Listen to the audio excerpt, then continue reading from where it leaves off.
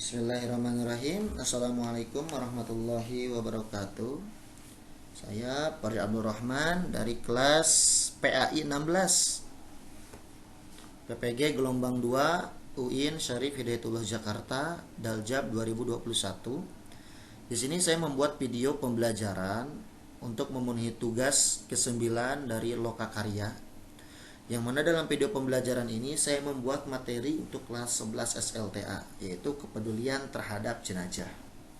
Pembahasan dalam materi ini yang pertama kewajiban terhadap jenazah, yang kedua pengurusan jenazah, yang ketiga takziah, yang keempat ziarah kubur. Nah, poin yang pertama tadi kan kepedulian umat Islam, ya. Hal-hal yang harus disegerakan ketika seorang meninggal itu ada 4. Yang pertama memandikan, yang kedua mengkafani, yang ketiga mensolati, dan yang keempat adalah menguburkan. Dan hal-hal yang harus diperhatikan ketika ada seseorang yang meninggal di antara kita ataupun di sekitar kita, yang pertama adalah pejamkan mata dan mohonkan ampunan kepada Allah atas dosa-dosanya. Yang kedua menutup seluruh badan dengan kain. Yang ketiga ditempatkan di tempat yang aman dari jangkauan binatang, karena takut apabila mungkin ada di sekitar kita, di kampung kita masih ada binatang-binatang buas, ya maka jauhkanlah jenazah itu dari jangkauan binatang-binatang buas. Kemudian yang poin yang keempat, tidak dilarang mencium bagi keluarga dan kerabat dekatnya. Nah, hukum pengurusan jenazah adalah fardu kifayah, yaitu kewajiban yang jika sudah dikerjakan oleh sebagian muslim, maka gugur kewajiban bagi muslim yang lain. Kemudian poin yang kedua yaitu tentang pengurusan jenazah. Yang pertama itu dalam pengurusan jenazah adalah memandikan terhadap jenazah. Syarat wajib memandikan jenazah: 1. Jenazah tersebut orang Islam. Yang kedua, didapati tubuhnya walau sedikit. Contoh misal ada orang yang kecelakaan kemudian terputus tangannya ataupun kakinya, ataupun tubuhnya tercerai-berai, yang ketemu hanya bagian tangan ataupun yang bagian kaki, maka di sana harus dimandikan. Dan yang ketiga, bukan mati syahid, karena orang yang mati syahid itu tidak wajib dimandikan. Orang yang mati syahid itu adalah orang yang meninggal ketika dalam keadaan peperangan membela agama Allah. Kemudian orang tersebut meninggal, nah di sana disebut dengan mati syahid dan tidak boleh dimandikan. Bahkan pakaian yang digunakan dalam berperang kemudian meninggal pun harus ikut dikuburkan, ya, tanpa dilepas pakaian perangnya itu. Kenapa? Supaya sebagai bukti kesyahidan beliau di jalan Allah Subhanahu wa taala. Kemudian yang berhak memandikan jenazah, yang pertama apabila jenazahnya laki-laki, yang memandikannya hendaklah laki-laki. Apabila jenazah perempuan, yang memandikan perempuan juga. Dan apabila jenazah itu adalah seorang istri, ya, istri kita sendiri, maka kita sebagai suami yang lebih berhak untuk memandikannya. Dan sebaliknya apabila jenazah itu adalah suami, maka istri yang lebih berhak untuk memandikannya. Nah, itu tadi syarat wajib memandikan jenazah. Kemudian sekarang tata cara memandikan jenazah.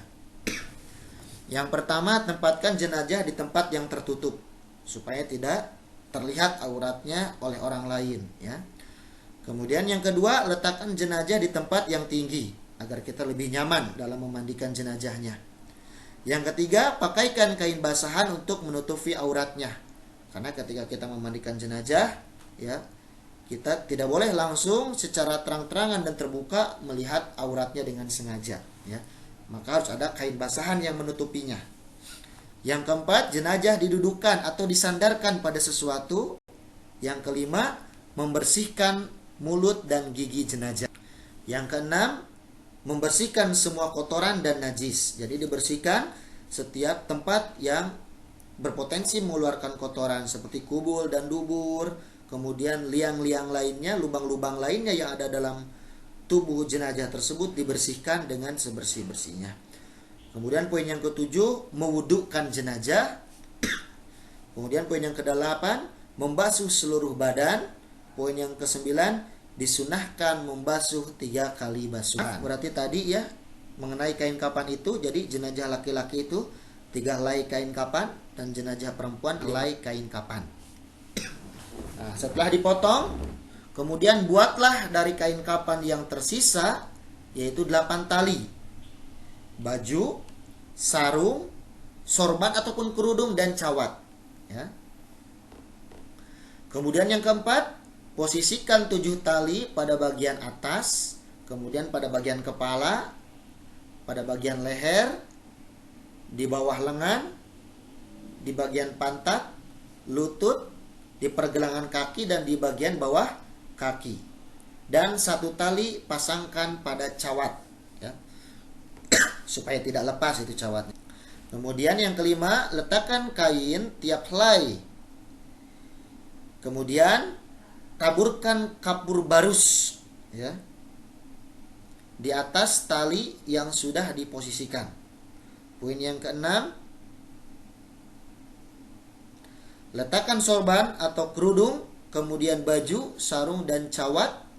Poin yang ketujuh, letakkan dan posisikan jenazah di atas kain yang sudah disiapkan tadi. Poin yang kedelapan, tutup lubang hidung, telinga, mata, dan lainnya dengan kapas. Ini jenazah. Dan yang berikutnya yaitu mensolatkan jenazah.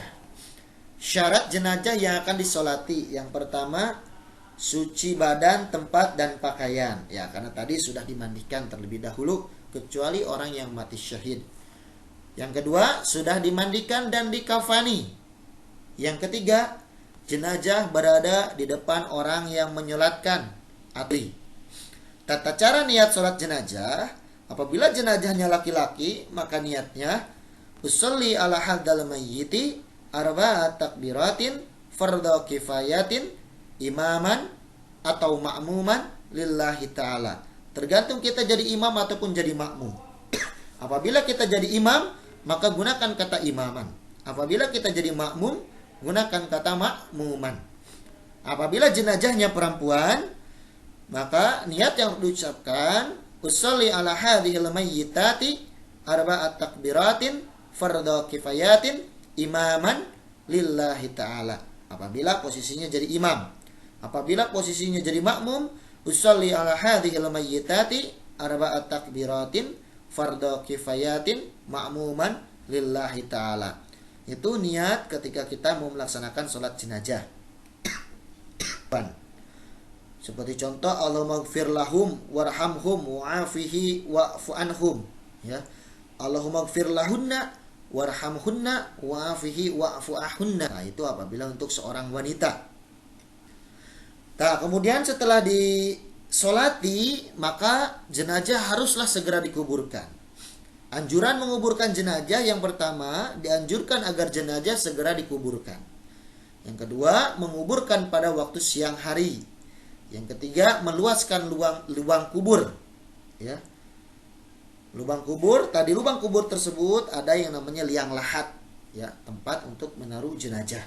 Kalau ada liang kubur, kemudian ada lubang, ya, tidak seluas lubang kubur, ya, hanya untuk cukup memasukkan jenazah tersebut, itu disebut dengan liang lahat.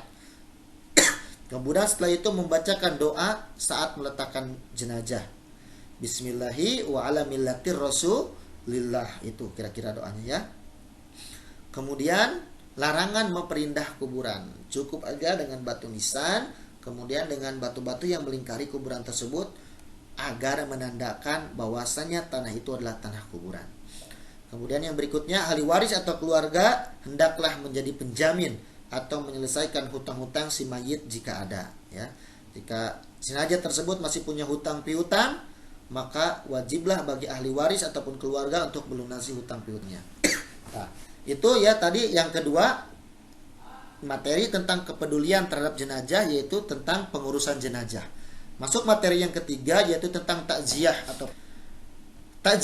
atau melayat adalah mengunjungi orang yang sedang tertimpa musibah kematian, salah seorang keluarganya, ataupun dalam rangka menghibur atau memberi semangat. Sebutan bagi laki-laki yang bertakziah adalah muazziyah, dan bagi perempuan disebut dengan muazziyat. Ada ketika kita bertakziah, Yang pertama, menyampaikan doa untuk kebaikan dan ampunan terhadap jenazah, serta kesabaran bagi keluarga yang ditinggalkan. Yang kedua, menghindari pembicaraan yang menambah sedih keluarga yang ditimpa musibah. Awas, kita bertakziah jangan untuk memperkeruh suasana, ya. Tapi haruslah kita datang untuk mendoakan dan juga memberikan kata-kata penyabar, ya. Poin yang ketiga, hindari canda tawa apalagi sampai terbahak-bahak. Takut keluarga jenazah ataupun keluarga ahlul mayyit itu merasa tersinggung dengan tawa kita. Poin yang keempat, usahakan turut menyolati jenazah dan turut mengantarkan ke pemakaman sampai selesai penguburan. Poin yang kelima, membuatkan makanan bagi keluarga yang ditimpa musibah. Nah, bukan malah sebaliknya, kalau ada di kita itu orang yang terkena musibah, yang keluarganya meninggal, yang suka nyiapin makanan banyak bagi para tamu. Justru adab yang baik itu, kita sebagai seorang tamu, ya, membawa makanan kepada orang, ke tempat orang yang lagi terkena musibah itu, untuk ya saling dinikmati oleh tamu-tamu yang lain, ya. Nah, di sini ada unsur sedekahnya juga, ya. Ada unsur saling membantunya juga. Kemudian materi yang keempat dari kepedulian terhadap pengurusan jenazah, yaitu ada yang namanya ziarah kubur. Setelah tadi diurus jenazahnya, kemudian kita melayat ke rumah orang yang terkena musibah ditinggalkan meninggal oleh ahlul mayyit, barulah kita ada yang namanya ziarah, ya. Kemudian hikmah dari ziarah yang pertama yaitu mengingat kematian, ya, yang mana jadikan sebuah pelajaran yang namanya kematian itu, bahwasanya kita pun sama akan kembali ke tanah seperti orang-orang yang berada di dalam tanah yang kita ziarahi. Yang kedua, dapat bersikap juhud atau menjauhkan diri dari kecintaan pada duniawi, karena pada akhirnya yang namanya dunia akan kita tinggalkan dan kita akan pulang dengan sehelai 5 helai kain kapan mungkin kalau untuk perempuan, 3 helai kain kapan untuk laki-laki, dan akan hanya menempati tempat yang begitu sempit yang disebut dengan liang lahat, ya. Jadi jangan terlalu mencintai terhadap yang namanya perkara duniawi. Yang ketiga, selalu berbuat baik sebagai bekal kelak di alam kubur dan akhirat, ya. Makanya yang namanya kehidupan dunia itu merupakan ladang. Ladang apa? Ladang amal untuk suatu saat kita panen ketika kita sudah berada di akhirat. Poin yang keempat, mendoakan si mayit agar mendapatkan ampunan dan keadilan di akhirat. Nah, dari materi yang sudah kita bahas barusan tentang kepedulian terhadap pengurusan jenazah, ada beberapa perilaku mulia yang patut kita terapkan dalam kehidupan kita sehari-hari. Yang pertama, segera mengunjungi keluarga yang terkena musibah, mendoakan mayat dan turut berduka. Yang kedua, membantu persiapan pengurusan jenazah. Yang ketiga, memberikan bantuan kepada keluarga korban. Yang keempat, menghibur keluarga dengan kata-kata optimis dan nasihat kesabaran dan juga ketabahan. Oke, mungkin itu yang bisa disampaikan dalam pertemuan kali ini, yaitu materi tentang kepedulian terhadap jenazah.